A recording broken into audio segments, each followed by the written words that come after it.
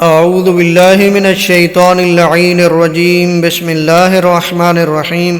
میرے واجب الاحترام مومنین و مومنات، السلام علیکم ورحمۃ اللہ وبرکاتہ۔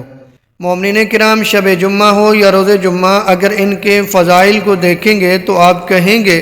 کہ خدا کی نعمتوں میں سے ایک نعمت ہے یہ رات اور دن۔ شب جمعہ کو اور روز جمعہ کو یقیناً خدا کی رحمتیں برستی ہیں۔ خدا انتظار کرتا ہے میرا بندہ کچھ مانگے میں اسے عطا کروں، تو خدا را ان ساعتوں کو فضول کاموں میں ضائع نہ کیا کریں، ان سے استفادہ کیا کریں، خدا کو یاد کیا کریں، اس کو راضی کریں۔ اور ایسے اعمال موجود ہیں جن سے خدا راضی بھی ہوتا ہے،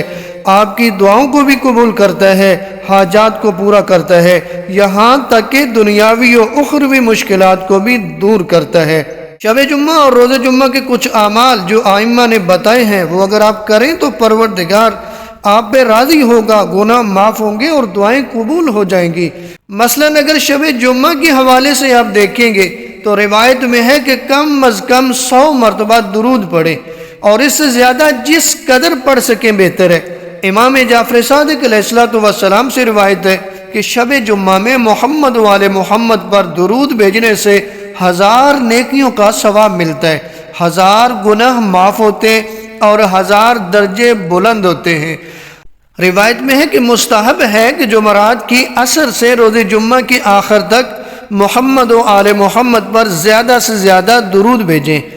امام جعفر صادق علیہ السلام سے منقول ہے کہ جمعرات کی عصر کو ملائکہ آسمان سے اتر آتے ہیں، جبکہ ان کے ہاتھوں میں طلائی قلم اور نقرئی کاغذ ہوتا ہے کہ اس میں وہ جمعرات کی عصر سے آخر روز جمعہ تک محمد و آل محمد پر بھیجے ہوئے درود کے سوا کچھ اور درج نہیں کرتے۔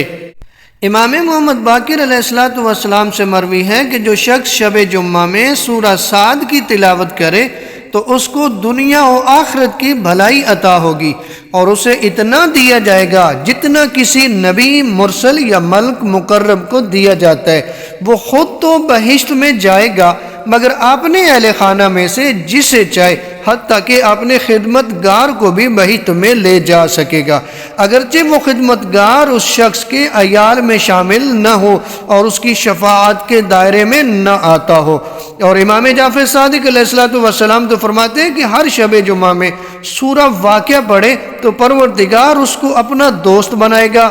دنیا میں بدحالی، تنگ دستی اور آفات سے محفوظ رہے گا، اور امیر المومنین علی ابن ابی طالب علیہ السلام کے رفقاء میں شمار ہوگا۔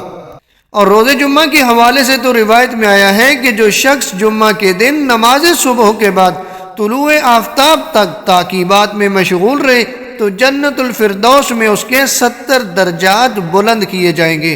اگر آپ دعاؤں کی کتابوں میں دیکھیں گے تو بہت سی تعقیبات جو ہیں وہ مذکور ہیں دعاؤں کی کتابوں میں، تو وہ تعقیبات جمعے والے دن پڑھا کریں، نماز صبح کے بعد طلوع آفتاب تک یہ تعقیبات پڑھا کریں، پروردگار جنت الفردوس میں آپ کے 70 درجات بلند فرمائے گا۔ 21 اور 22 کی درمیانی رات کی نماز جو کہ 8 رکعت نماز ہے، 2 کر کے پڑھیں گے، یعنی 4 نمازیں۔ طریقہ کچھ اس طرح سے ہے کہ ہر رکعت میں الحمد کے بعد 7 مرتبہ سورہ کافرون پڑھیں گے، یعنی قل یا ایھا الکافرون،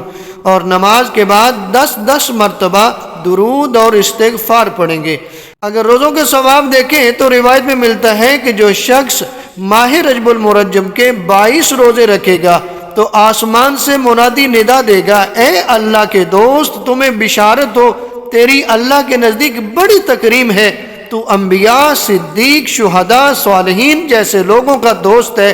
جن پر اللہ نے انعام و اکرام کیے، اور یہ تمہارے بہترین رفقاء ہیں۔